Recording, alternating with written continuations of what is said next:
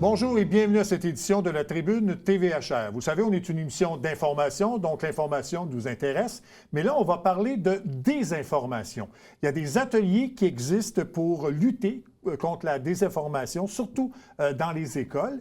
Et mon premier invité, justement, tient ce genre d'atelier auprès des élèves. C'est un collègue de travail, un ami. On travaille ensemble à Nouveau Info à la radio. Il s'agit de Étienne Phoenix. Étienne, bonjour. Bonjour Mario, c'est un grand plaisir d'être avec toi aujourd'hui. Bien, merci d'avoir accepté l'invitation parce que je sais que tu es un lève-tôt parce que tu fais de la radio le matin à Énergie. Oui. Donc, quand je te remplace, je sais ce que c'est se lever à 3 heures du matin.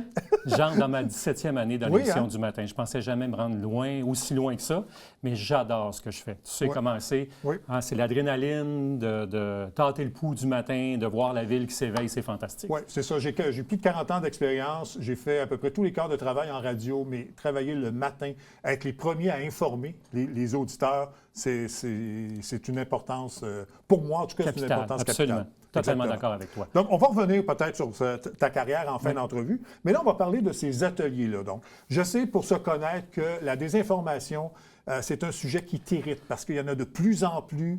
Et là, tu tiens des ateliers, donc, auprès des élèves pour, justement, leur expliquer ce qui est, en fait, démystifier le vrai du faux. Absolument. Donc, peut-être parler un peu de ces ateliers-là, comment c'est venu, comment tu en es venu, en fait, à travailler dans ce genre d'ateliers. En fait, pour être honnête, j'ai vu un journaliste de l'Estrie qui faisait ces conférences-là il y a à peu près 4 ans.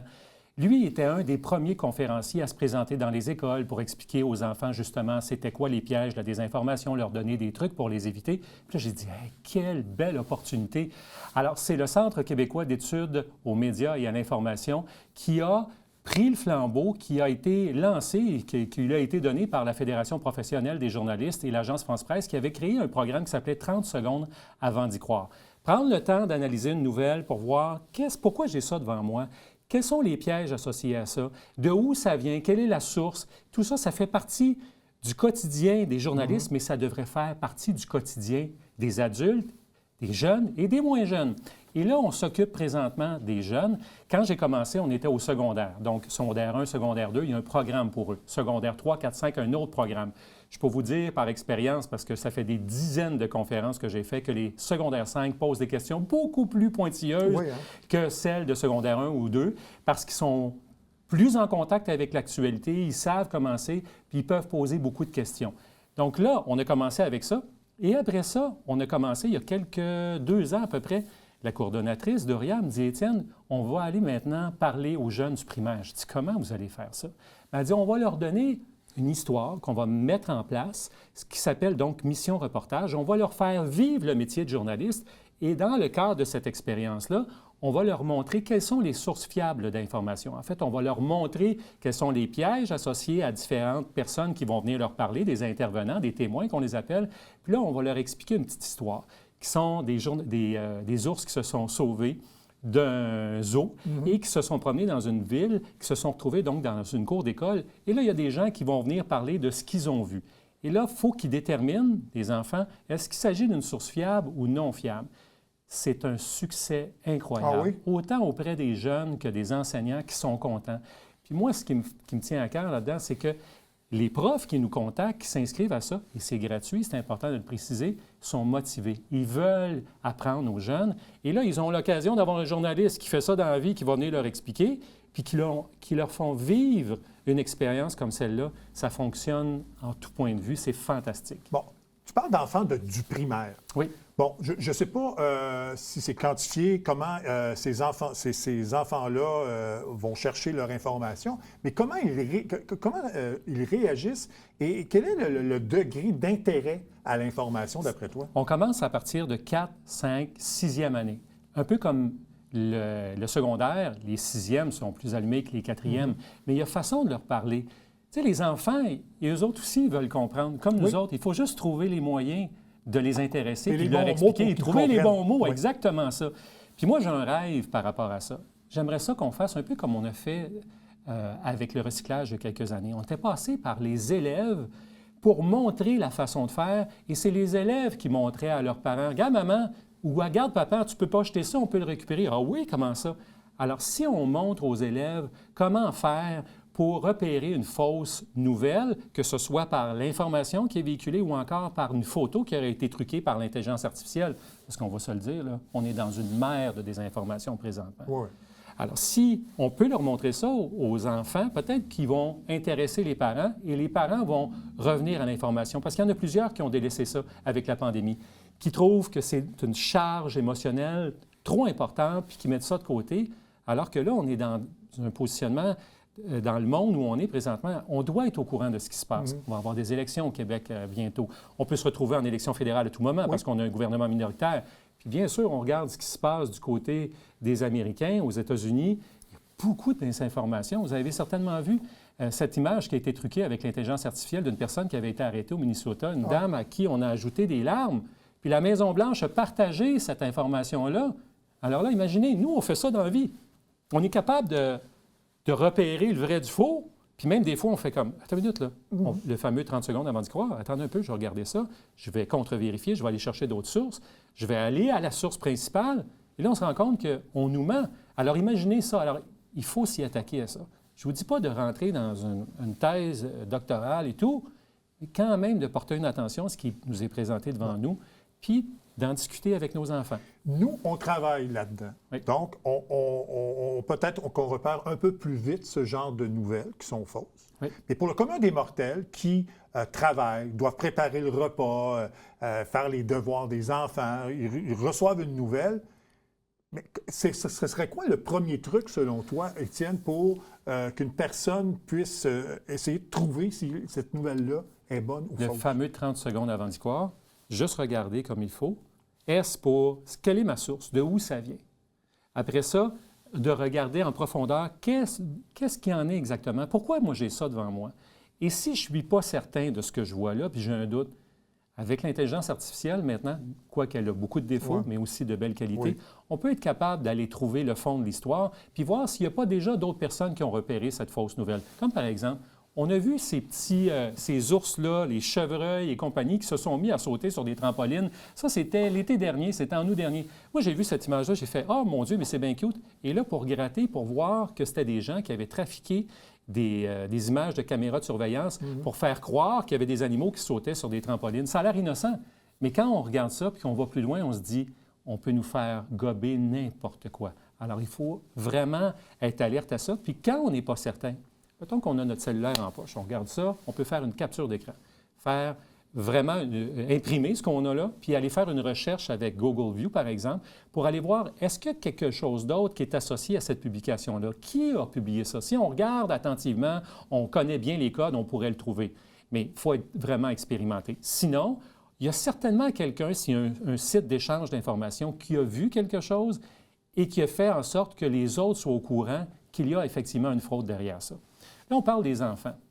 Mais on a commencé, cette année, j'ai commencé des conférences dans les centres pour personnes âgées. Et je dois vous dire que les personnes âgées, eux autres aussi, ils sont inquiets de ce qu'ils voient là. Ils sont inquiets puis ils veulent comprendre. Eux autres, ce qu'ils craignent le plus, c'est la fraude par la nouvelle. Parce que là, les fraudeurs sont rendus à prendre maintenant les logos de compagnies connues. On pourrait prendre la presse, le Journal de Montréal et tous les autres. Et là, ils vont faire croire que la nouvelle qui est là est vraie. Avec le même genre de typographie. Exactement ça. Et là, ça donne... Puis là, c'est comme ça. Puis souvent, on va prendre des personnalités connues, comme par exemple Véronique Cloutier ou Normand Brathwaite, qui est arrivé à peu près toutes les choses, les avaries qu'on peut trouver en tête. Alors là, on va utiliser ça parce que c'est plus facile. Les fraudeurs, ils savent que, qu'est-ce qui est arrivé à lui? Ah, il est arrêté. Pourquoi il est arrêté? Et là, quand tu cliques sur le reportage, tu te rends compte qu'on ne parle pas de ce qui s'est passé à Normand Brathwaite ou tous les autres. On veut t'amener à réfléchir sur, tiens, la crypto-monnaie ou à investir dans les casinos virtuels. Alors, il y a une façon d'attraper les gens. Puis une fois que tu connais le modus operandi des fraudeurs, même s'il la change pratiquement quotidiennement, bon, au moins, tu connais un peu le topo, tu peux éviter cette fraude-là. Puis quand je dis changer, c'est que les fraudeurs s'adaptent en fonction de l'actualité.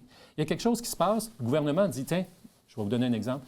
La semaine passée, Mark Carney a annoncé qu'il allait y avoir une bonification de la TPS pour les ménages à faible revenu. C'est sûr qu'il y a quelqu'un qui va dire « Vous avez le droit à un remboursement, cliquez ici dès maintenant. » Mais non, faites pas ça. Ou vous n'avez pas payé votre passage sur le pont d'autoroute 25, cliquez ici pour régler, sinon vous allez vous faire suspendre votre permis, on va vous amener en prison. Alors, on est dans des petites informations, des petites fraudes qui sont là, Mais au début, c'est peut-être une légère fraude, mais si les fraudeurs, ils ont votre numéro de carte de crédit et tout ça, ça peut aller beaucoup plus loin. Fait que vous voyez, c'est très étendu. Alors, les personnes âgées, on a commencé, c'est un nouveau groupe qu'on a là. Je fais aussi des bibliothèques. Dans le Grand Saint-Jean-sur-Richelieu, Grand Richelieu, j'en fais beaucoup en Montérégie. La semaine passée, j'étais du côté des Mingford. Je me promène aussi sur la Rive-Nord. Je fais beaucoup de places et toutes les classes sociales, je vais toutes les chercher parce que je me dis, ils ont besoin d'être au courant de ce qui se passe présentement. C'est important. Il faut leur expliquer. Il ne faut pas se dire, ah, bien là, je vais m'investir dans un bulletin de nouvelles. Moi, je leur dis aux jeunes pour moins jeunes. Prenez 15 minutes pour regarder un bulletin de nouvelles à 18 h, mettons, ou à 17 h. Allez voir ce que mes collègues de Nouveau font, TVA, Radio-Canada, tous les autres. Allez voir ce que le Canada français fait. Allez voir ce que tous les gens font, juste pour vous donner une idée de ce qui se passe présentement. Mesurer la température de l'eau. Si vous ne faites pas ça, bien, vous allez vous retrouver à un moment donné où vous allez confronter une situation où vous allez dire « Oh, je suis mal pris, là. Comment ça se fait que ça m'arrive? » Mais ça m'amène justement à cette question-là de la situation de l'information, autant à la télévision, dans les médias écrits, radio. On sent que les gens en écoutent de moins en moins. Même si c'est encore très occupé, il y a encore 1 million de personnes qui regardent le bulletin de nouvelles sur l'heure du souper. Oui. Donc, il y a encore de l'intérêt, mais moins qu'avant. Donc, est-ce que selon toi, ce manque d'intérêt-là amène à cette désinformation-là, parce que les gens veulent de l'information instantanée plutôt que de s'approfondir de l'information. Comme j'ai dit tantôt, la pandémie, ça a changé un peu nos habitudes de consommation. Parce que, tu sais, le traditionnel rendez-vous de début d'après-midi avec François Legault, où il nous annonçait « Voici ce qui se passe, voici ce qui va se passer, nous avons tant de morts ». Il y a bien des gens qui ont commencé à se poser des questions, puis ils voyaient aussi qu'il y avait des journalistes qui posaient des questions qui n'étaient peut-être pas celles qu'ils auraient posées. Alors là, ils commencé à critiquer le travail des journalistes. Comme je le dis à tout le monde, il y a des bons plombiers, des mauvais plombiers, il y a des bons enseignants, des mauvais enseignants, tout ça. Alors, il y a des bons journalistes, des mauvais journalistes. L'important, c'est que les journalistes, ils posent des questions. Plus ils posent de questions, plus on va avoir la vérité. Puis si on ne pose pas de questions, là, les gens qui ont un agenda, là, ils vont continuer à faire ce qu'ils ont à faire. Alors, oui, c'est sûr que les habitudes de consommation ont changé parce que aussi, on a des notifications qui nous arrivent sur notre cellulaire. Au cœur de la journée, on n'a plus besoin d'attendre à 18 h, on sait pas mal ce qui s'est passé. Là où les bulletins d'information se différencient, se démarquent, c'est qu'ils vont aller plus loin dans l'analyse. Ils vont aller poser des questions pour savoir qu'est-ce qui s'est passé, pourquoi telle personne a dit ça, puis pourquoi tel mouvement s'en va là, puis pourquoi il y a une manifestation qui se déroule. On va aller plus loin, on va décortiquer ça. C'est que les gens ont tendance... On sait qu'il y a eu, je vais prendre l'exemple, un meurtre à Montréal sur le coin de telle rue. Mais on ne sait pas qu'est-ce qui est arrivé. On va juste dire, hey, il y a eu un meurtre, ouais, ben, je ne sais pas trop. La réponse est, je ne sais pas trop.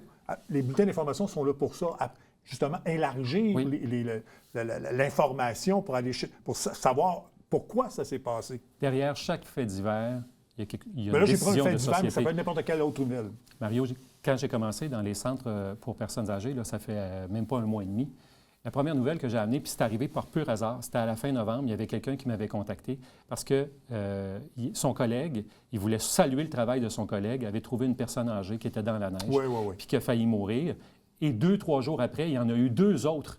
Alors là, il y a quelque chose qui se passe dans notre société. Qu'est-ce qu'on fait pour protéger nos personnes âgées? Qu'est-ce qu'on fait pour protéger nos adultes, nos ménages à faible revenu? Il y a des choses qui sont là, puis qu'il faut expliquer, puis prendre le temps d'expliquer. C'est pas juste une nouvelle, puis on passe à la prochaine. Si on a ce réflexe-là, de juste swiper comme on le ferait sur un site de rencontre, eh bien, c'est là qu'on fait une erreur.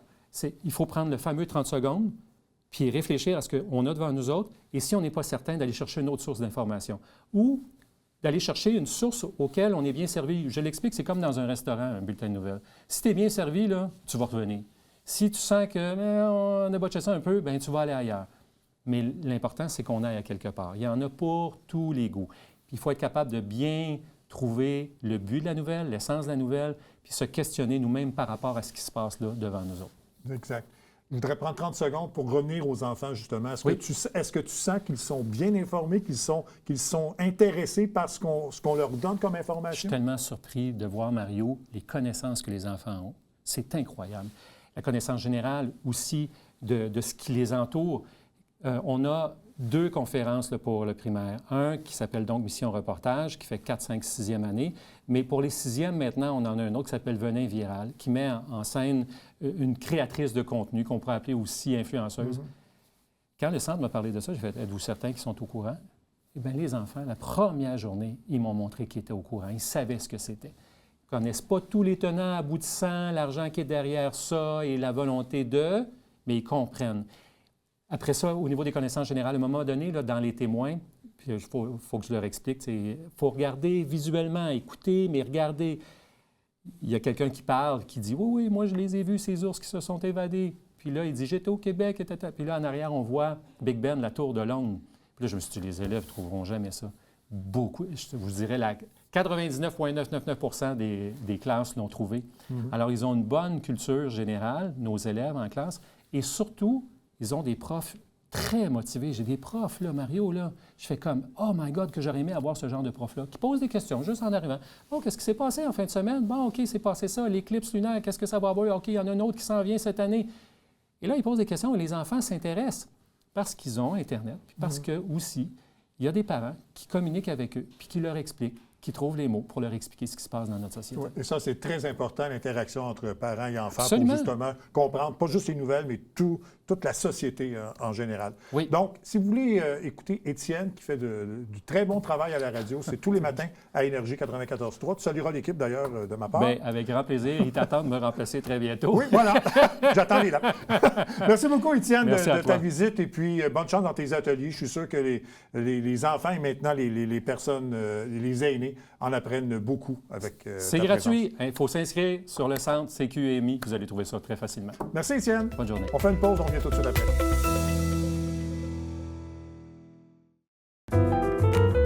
À tous les mois, écoutez Dans l'œil de Miss Ray et rencontrez des artistes et des organismes qui contribuent à la diversité culturelle de notre belle région.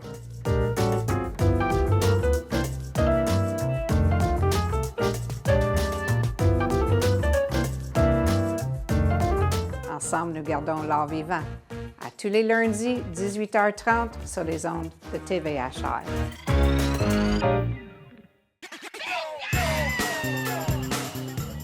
Vous êtes un adepte du bingo? Télébingo vous permet de jouer dans le confort de votre foyer. 4 500 $ en prix à gagner. Et pour ce faire, vous devez vous procurer un livret comme celui-ci au coût de 9,50 $ chez l'un de nos détaillants, dont la liste apparaît sur notre site internet tvhr9.com. Donc, c'est un rendez-vous dimanche matin 9h30. Télébingo.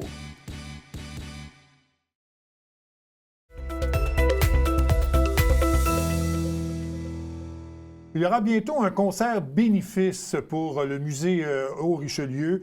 C'est le concert Faire vibrer l'histoire. Et pour nous en parler, on a M. Pierre Bessette, qui est le président du conseil d'administration du musée. M. Bessette, bonjour. Bonjour. Donc, parlez-nous un peu de ce qui est derrière ce très beau projet, le concert, donc Faire vibrer l'histoire. Le but du concert, c'est un événement bénéfice pour ramasser des fonds pour le musée, pour les activités du musée. L'idée a germé suite à une proposition d'un de nos administrateurs, Maître Pierre Champagne, ancien élève officier du Collège militaire ici et directeur musical lui-même à César à l'époque. Il a proposé de faire contact avec le 6e bataillon du 22e régiment, qui est basé à Drummondville. Le 6e bataillon, une de ses spécialités, c'est la musique. Donc, ils ont un corps de musique. Ils ont été approchés pour un partenariat avec nous pour faire cet événement-là et ils ont gracieusement accepté de venir nous aider. Bon. On est très fiers de les avoir. Donc, ça s'appelle Faire vibrer l'histoire. Est-ce que ce sera un concert particulier? Qu'est-ce qu'on va retrouver dans ce concert-là? La programmation du concert a été laissée, on a laissé carte blanche au 6e bataillon, de telle sorte qu'ils puissent choisir les pièces qu'ils veulent et les pièces dans lesquelles ils excellent. Mais on parle de l'histoire parce que on n'oublie pas que le 22e régiment est né ici à Saint-Jean en 1914, donc le premier et sinon le seul régiment de Canadiens français originaire de Saint-Jean. Dans la mission du musée du Richelieu, il y a de mettre en valeur l'histoire régionale, de même que la céramique ancienne et contemporaine. Dans ce cas-ci, évidemment, on est sur l'histoire. On fait un trait avec le collège militaire. La présence militaire continue ici à Saint-Jean, qui fait partie de notre ville, de notre quotidien. Alors, c'est un beau lien entre les deux. Et puis, comme je mentionnais précédemment, le but de ce concert-là, c'est d'amasser des fonds pour les activités du musée. On doit essayer de recueillir de l'argent pour bonifier nos expositions et puis présenter des activités culturelles, etc. Bon, et ce qui va ajouter au cachet du concert, c'est que ça va se faire à la cathédrale, qui est un endroit magnifique. On y tient de plus en plus de concerts et je pense que ce sera l'endroit idéal pour tenir ça. Hein. Oui, en effet, la cathédrale est bien en vue de ces jours-ci. La cargaison nous a bien agrémenté de différents projets. À l'intérieur de la cathédrale, il y a une acoustique tout à fait incroyable qui va mettre en valeur le 6e bataillon, qui est principalement avec des cuivres, donc on devrait en avoir plein les oreilles. Exactement. Est-ce que c'est la première fois que vous tenez un concert bénéfice comme ça pour le musée ou si vous avez déjà fait ça auparavant? C'est la première fois qu'on a ce concept-là. Par le passé, on avait différentes activités bénéfices, soit des encans dans le temps de Noël ou encore des levées de fonds, etc. On essaie de varier nos techniques ou nos façons de faire pour trouver de l'argent pour nous garder en vie puis continuer à apporter des éléments à la population. Ouais. Est-ce que jusqu'à maintenant, ça répond bien pour la Oui, ça va bien, ça va bien. Les billets sont disponibles sur vosbillets.ca ou encore, il y a toujours moyen d'acheter des billets à la porte, à la dernière. C'est le 21 février, donc à la cathédrale, c'est à 19h30 pour ceux qui veulent... Exact, oui. Vous avez parlé donc des expositions. Donc le musée présente plusieurs expositions. Il y en a des permanentes, il y en a des expositions là, qui sont écourtées dans le temps. Peut-être nous parler un peu de ce qu'il y a actuellement au musée, là, ce que les gens peuvent voir actuellement, donc en exposition. Il y a évidemment l'exposition permanente où on voit un large volet de céramique qui a été fait ici même à Saint-Jean ou qui a été fait dans le Québec. Saint-Jean ayant été la capitale de la céramique pendant très longtemps. Et on a un volet également historique qui est dans la station pompe où on va retrouver la pompe Silby, entre autres. Je vais vous en parler un petit peu plus tard de la pompe Silby qui va être mise en valeur dans peu de temps. Donc, on a cette exposition permanente et on a une exposition temporaire. On a 2 expositions temporaires par année qui alternent entre l'histoire et la céramique. Présentement, c'est une exposition de céramique qui a été faite par un collectif qui s'appelle la Maîtrise d'art. C'est des artistes de céramique qui, à la fin de la dernière guerre, étaient établis à Montréal, ensuite sont établis à Chambly, et qui ont monté toutes sortes de choses. Ils étaient très avant-gardistes dans leur façon de faire. Une exposition des plus intéressantes. Celle-ci va se terminer au début juin. Et elle sera remplacée par une exposition qui va relater le 150e anniversaire du Grand Feu de Saint-Jean, qui a eu lieu le 18 juin 1876. Alors ici même où nous sommes dans le local, ça l'a passé au feu. Oui, exact. Cet incendie-là avait été causé par une escarbille qui est sortie de la cheminée d'une locomotive et qui est tombée dans un sol de Branty, du moulin Bousquet, et avec les vents et tout, la moitié de la ville. La rue Richelieu, il y a une partie de Champlain a brûlé, plus de 300 maisons. C'était une catastrophe terrible. À ce moment-là, la ville, pour différentes raisons, était mal équipée pour combattre le feu et a procédé à l'achat d'une pompe à incendie, la CB, qu'ils ont achetée dans l'État de New York, dans la ville de Seneca, pour le prix de 3 700 $, qui est quand même beaucoup d'argent à l'époque. Donc, on va mettre en valeur tout ce qui s'est passé à ce moment-là. On va relater les différents aléas qui ont comblé, qui ont fait qu'il y a eu un si grand désastre, un séisme. Et également, on va très bientôt lancer une invitation à la population de nous fournir des matériaux, d'archives ou de quoi que ce soit qui a trait à ça. Oui, c'est ça. Parce que c'est tragique. Mais ça reste un pan important de l'histoire d'une ville. Je suis allé à Chicago l'an dernier. Il y a eu, on sait, le méga incendie à Chicago.